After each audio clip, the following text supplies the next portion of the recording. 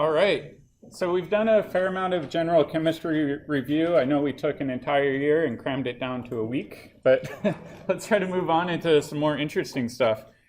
So what we're going to do today is talk about molecular representations, and we've seen a handful of these already, so we'll start from the beginning. We'll start with molecular formula.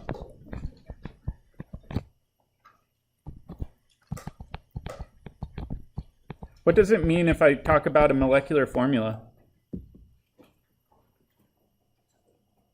Yeah? Yeah, just a list of types of atoms and the number of those atoms. So let's say I give you the molecular formula C8H80. It tells me that I have 8 carbons, 8 hydrogens, 1 oxygen. But if you try to make this, you can make this molecule in a variety of ways, right? What do we call that if we're making structurally different molecules that have the same molecular formula? Constitutional isomers. So there's a big pitfall with this, right? It gives you no information on connectivity.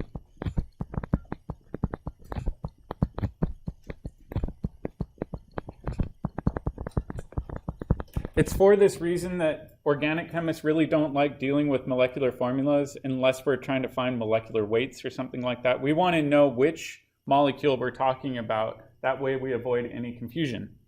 All right, the next one is called condensed formula. Condensed formula gets a bit better. So let's say I write it out like this. I say CH3 in brackets and then a 2. What does that mean? And I'm not done with this formula. It means we have 2 methyl groups, right? Or 2 CH3 groups in this molecule. And then the next atom is a carbon that is bonded to a hydrogen that is also bonded to an oxygen, and that oxygen is bonded to a hydrogen as well. This gives us more information. It groups similarities.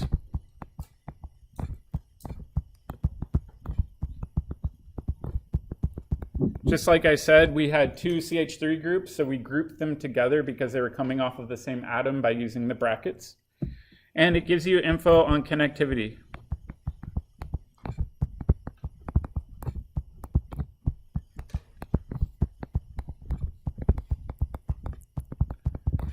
In fact, for a long time, this was the preferred way of writing out the structure of a molecule in literature because you could type it on a typewriter.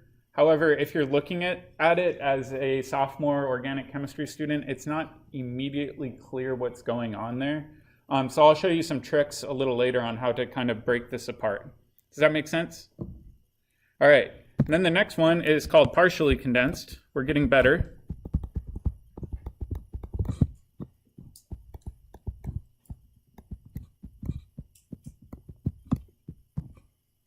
All right, partially condensed means we're going to give us a little bit more information. So for example, I'd say, all right, we've got a CH3 bonded to a carbon, and we've got a second CH3 bonded to that same carbon. You see how we've got those 2 CH3 groups accounted for? All right, and they're bonded to the same carbon. What else is bonded to that carbon? The central one. A hydrogen.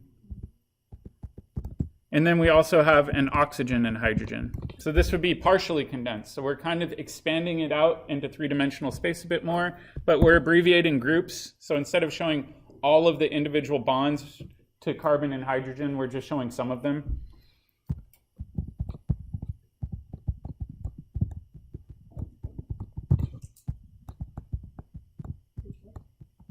So we're showing some of these bonds now where we weren't showing bonds in any of the other examples. In fact, this gets a lot nicer when you run into situations where you have double and triple bonds, right? Because you can explicitly draw those double and triple bonds in a partially condensed structure where you wouldn't otherwise in a condensed structure. And we'll do practice with that. All right, so we're getting better. However, this still isn't the preferred technique for drawing molecules in organic chemistry. Does anybody know the preferred technique? Bond line or zigzag formula. How many of you have seen zigzags drawn in chemistry? Yeah, so it's pretty common to see this.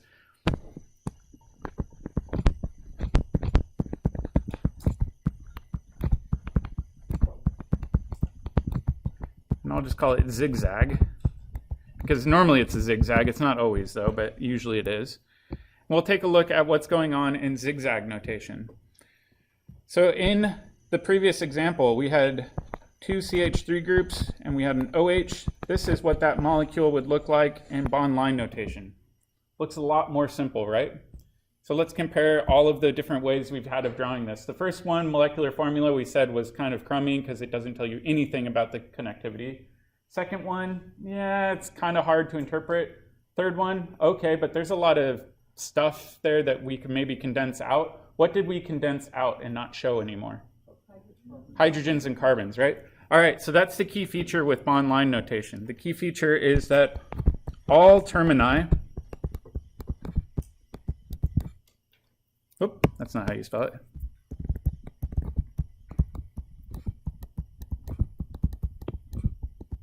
And vertices are assumed carbons.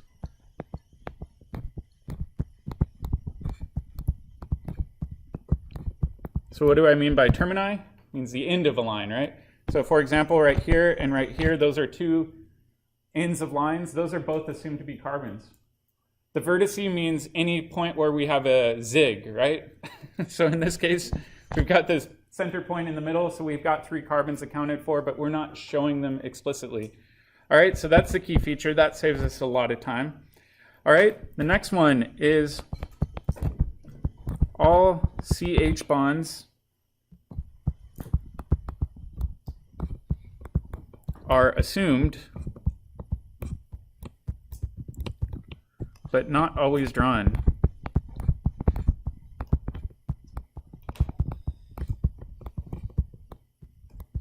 So then the question is, well, how can we know how many hydrogens are on a given carbon?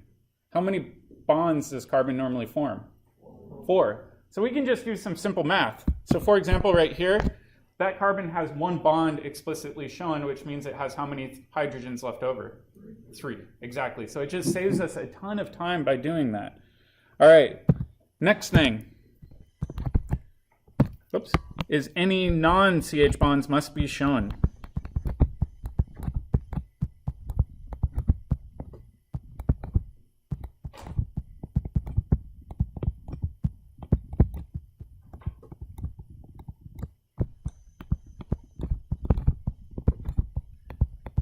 These are called hetero atoms. Anytime we have a non-carbon atom, it's just called hetero atom.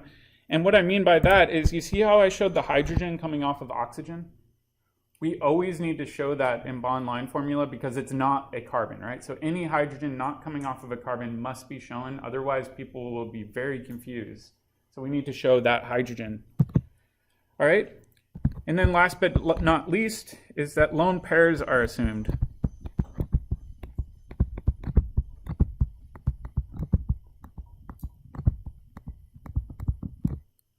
All right, and I'm going to put a big asterisk on here. You'd see how on my oxygen, I didn't show 2 sets of lone pairs coming off of that oxygen. It was assumed that they were there. For right now, though, I would really prefer that all of you show those lone pairs, because why might they be useful? Geometry. What else? Charge. So right now, as we're getting more comfortable with drawing these, I really recommend that you draw them, even though they're not technically required. Does that make sense? So I'll just write, don't do this for now.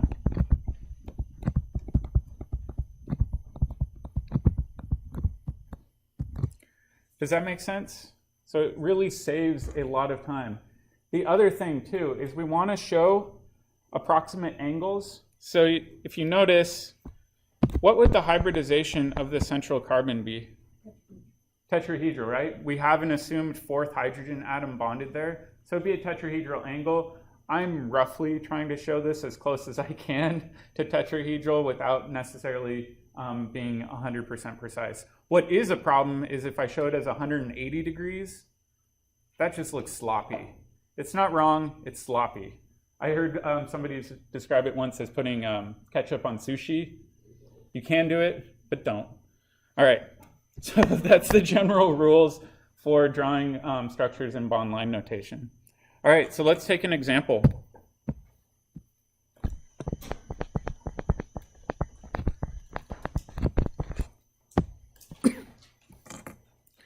All right, in this first example, I'll give you every single atom with bonds, and I want you to show me what it looks like using bond line notation. And you can check with your neighbor really quick.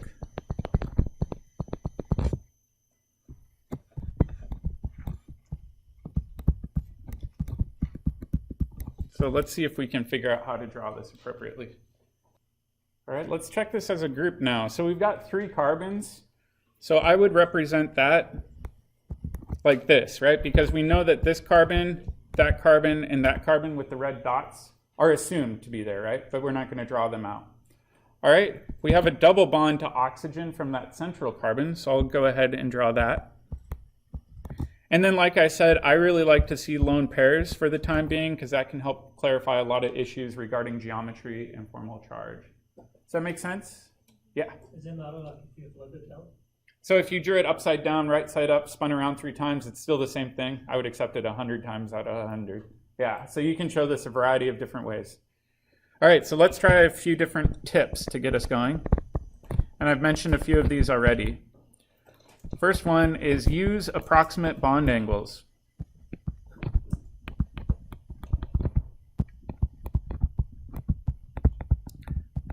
And what I mean by that is let's imagine drawing this molecule up here like this. Like it's doing a little jumping jack. That would look really weird, right? So that's the ketchup on sushi example. That doesn't look right. So we want to avoid drawing molecules like that and keep the approximate bond angles. If we think about this central atom right here, what's the hybridization? sp2, which means the bond angle is about 120 degrees. Yeah, it looks about 120 degrees to me, so we're right on track.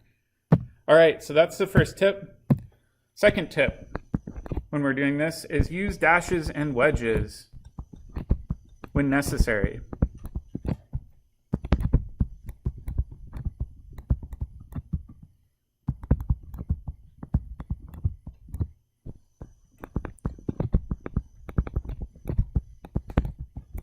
If needed. We're going to get into this a lot more when we get into stereochemistry, where we talk about the dimensionality of molecules. But for right now, we need to remember that wedges mean what? It's coming towards you. Dashes means going away, right? So if we want to show that dimensionality, we can use dashes and wedges. All right, and then the third one is super important.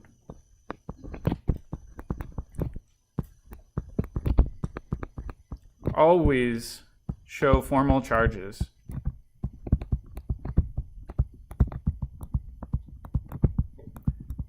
And I'll show you why this is important here in a second. Let's take an example. Let's say I have this molecule right here drawn in bond line formula versus this molecule over here. They look very, very similar, right?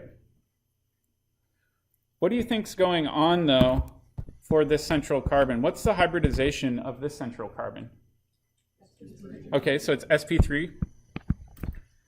What's the geometry going to be? Okay, tetrahedral. What's the bond angle going to be? 109.5. All right, let's see the same thing over here.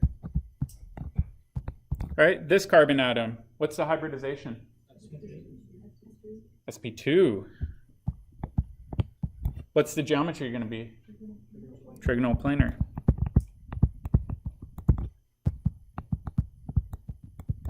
And bond angles? 120. You see how that positive charge changed everything about this molecule? Let's draw this better in 3 dimensions. So I'll go ahead and draw it down here.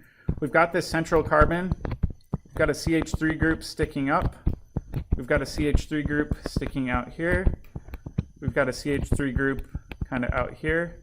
And then we also have an assumed hydrogen, right? Right? Because we said in bond line formula we need to assume that hydrogens are there even if they're not shown. So down here this would be maybe a partially condensed version of the structure showing the dimensionality. All right, if we think about the next one, we've got a central carbon atom that has 3 CH3 groups coming off of it.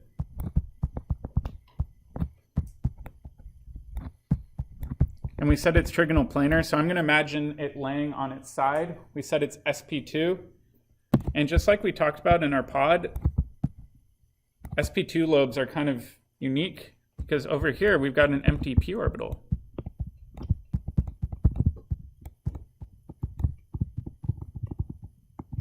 So this is going to be trigonal planar with a p orbital sticking up and down. It's very, very important that we show these charges because they're completely different. This one, like we said, is tetrahedral. This one is trigonal planar. Make sense? All right. Let's do another example.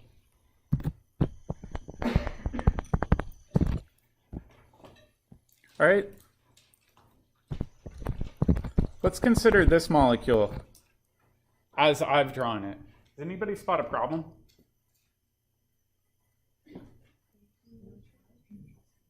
So I heard somebody say there's no charge. What else might be useful to have? Lone pairs. Without the lone pairs, how can we determine the charge, right? So drawing lone pairs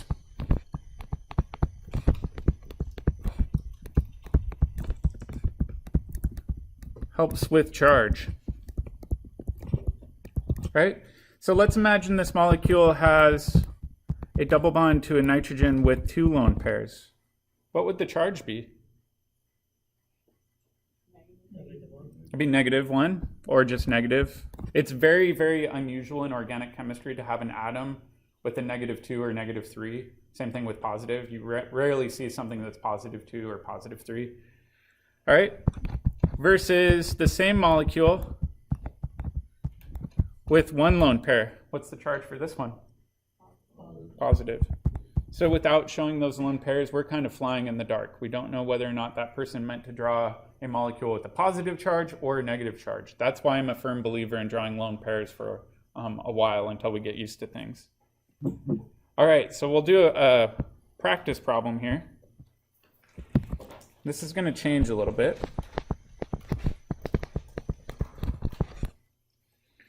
All right, let's say I give you this molecule, CH3, CH2, in brackets 3, and then C, C, C, C, H2, OH. This looks super confusing, and it is, right? But it's okay, we'll break it apart. So what I always focus on is going left to right in these molecules. So over here, it looks like we've got a CH3 group. I'm going to draw that as a green dot, right? Just to kind of color code things along the same pattern. And then I'll say, okay, over here, I've got a red carbon. So I'll do red carbon, and then I'm going to connect the 2. All right, we have 2 of these, though. Oh, sorry, we got 3 of them. So I'm going to show the same repeating unit 3 times.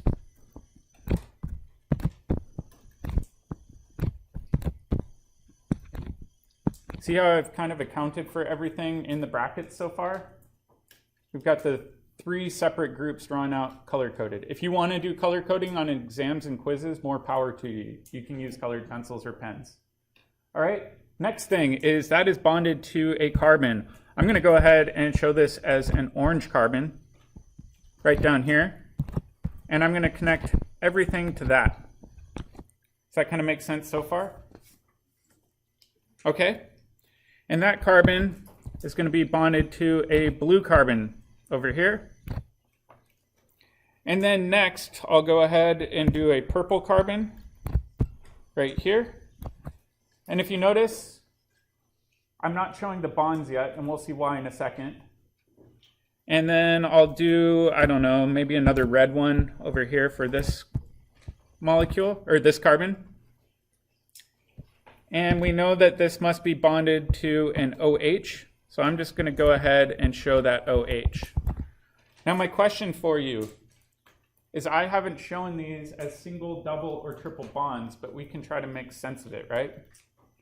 How many hydrogens are bonded to these carbons? Sorry, let me specify. These interior two, the blue and purple. Well, let's check. In the formula as drawn, are there any hydrogens shown? No, there aren't, right? So we know that there must not be any hydrogens.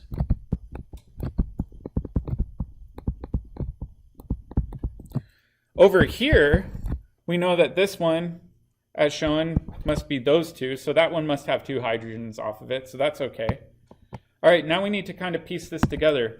What sort of bond do you think is between those 2 atoms? So between orange and blue, I'd say the orange one already has 3 bonds to it. How many does carbon like? 4. So it must be a single bond. All right. How many between blue and purple? I would say 3. And then over here, it must be 1 because we know that there were 2 assumed hydrogens right there as drawn, right? Does that kind of make sense? So we want to kind of work our way through these. They're sometimes very complicated because we don't explicitly show double or triple bonds. We got to figure it out. So if we want to clean up this bond line structure, it would look more like this.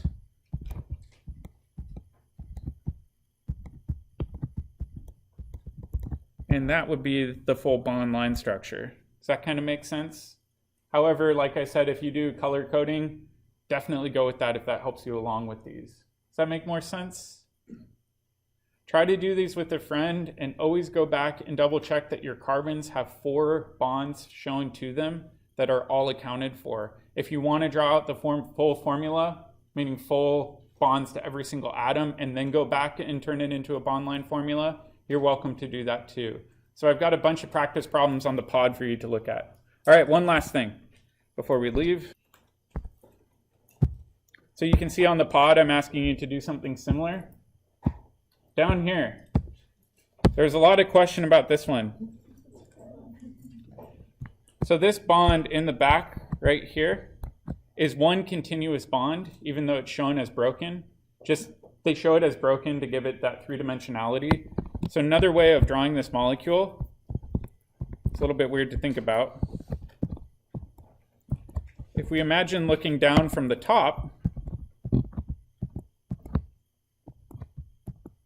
it kind of looks like that. So it's a fused ring system in 3 dimensions. It's a little bit hard to imagine, but imagine it's all one fused molecule. Make sense? So for this bottom problem, I'm just asking you to determine the number of hydrogen atoms present.